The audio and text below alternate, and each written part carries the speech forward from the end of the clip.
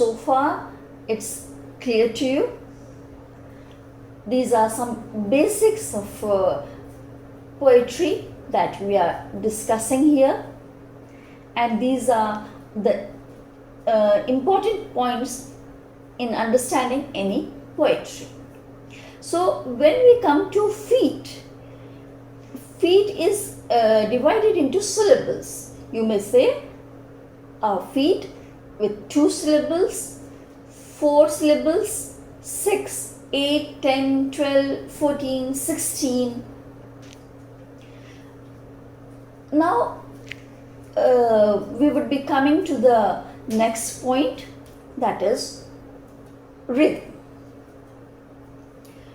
Rhythm is the regular occurrence of stressed and unstressed syllables in poetry.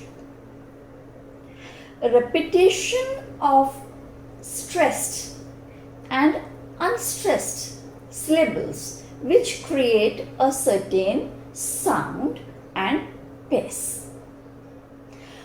A poet may make a conscious effort to regulate the rhythm by means of meter. Rhythmic patterns are another way that a poet produces musical effects with. Rhythmic beat can be regular, irregular, or regular in some lines and irregular in other lines within the same poem. Then the next term to be clear is rhyme. What is rhyme?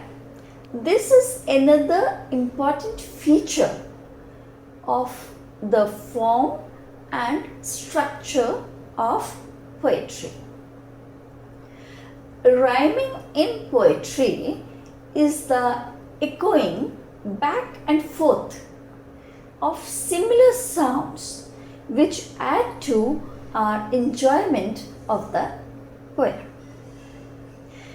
This is the repetition of the same sound.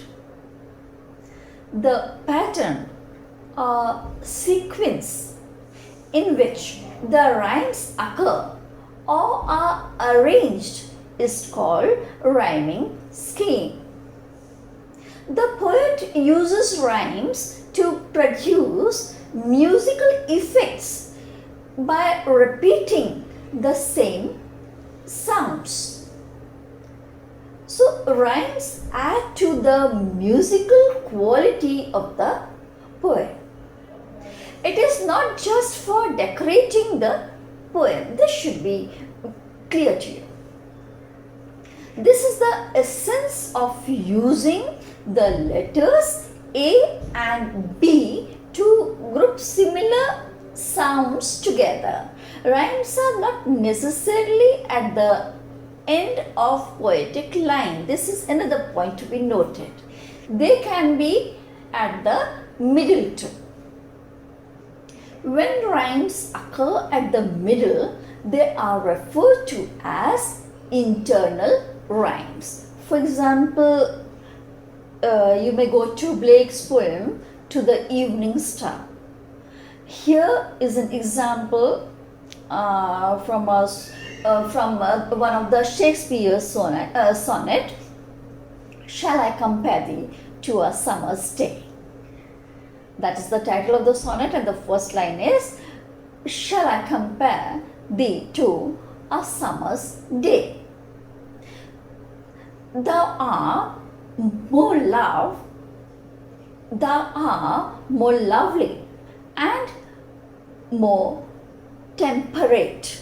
So temperate. Tem again is stressed, per unstressed, eight stressed. This is iambic pentameter, the scheme in which each sonnet line consists of, you may count it 10 syllables. The syllables are divided into 5 pairs called iambs or iambic feet. An iamb is a metrical unit made up of one unstressed syllable followed by one stressed syllable. In his sonnets, Shakespeare gives us 3 quatrains. I would explain you these things later. 4 lines of verse grouped together by a rhyme scheme, a rhyme sequence, and a concluding couplet. Shall I compare thee to a summer's day? So these lines, when you see,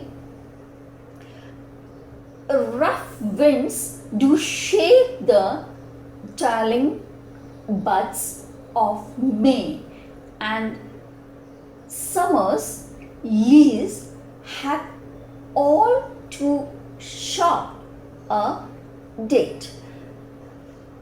Go on reading these lines, you find that there is alteration in stressed and unstressed syllables. First you break these lines into syllables, and then while you go on reciting the poem, you find how this alteration in the lines of the sonnet takes place. Each of these lines takes place. And you may notice quatrains too. 4 lines stanza. Each stanza 4 lines. 3 quatrains are there because sonnet is composed of 14 lines. So 4 lines in each stanza. It's quatrains.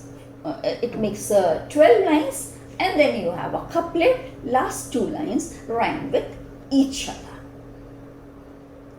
So this was about the distribution of lines and the alteration of syllables, stressed and unstressed, in each line that makes it iambic pentameter, and then you find the rhyming scheme. All the 5 points that we have discussed about: line arrangement, then how the stanzas are broken, rhyme, rhythm. These all things can be studied by selecting one of the sonnet of Shakespeare as an example for your understanding. Just go through this. Now, again, if you come to the stanza, you see the pattern in the first stanza is AB, AB, right? In the second stanza, likewise, you see it is CD, CD. Third stanza is EF, EF. This is how you work out a poem. And the last 2 lines, couplet, is GG. So now we understand this. Rhyme is the same syllable or word sounds often occurring at the end of the lines of poetry. We also have alliteration in a poem. Alliteration is words that begin with the same letter. Rhythm is the alteration of stressed and unstressed pattern of words in poetry work.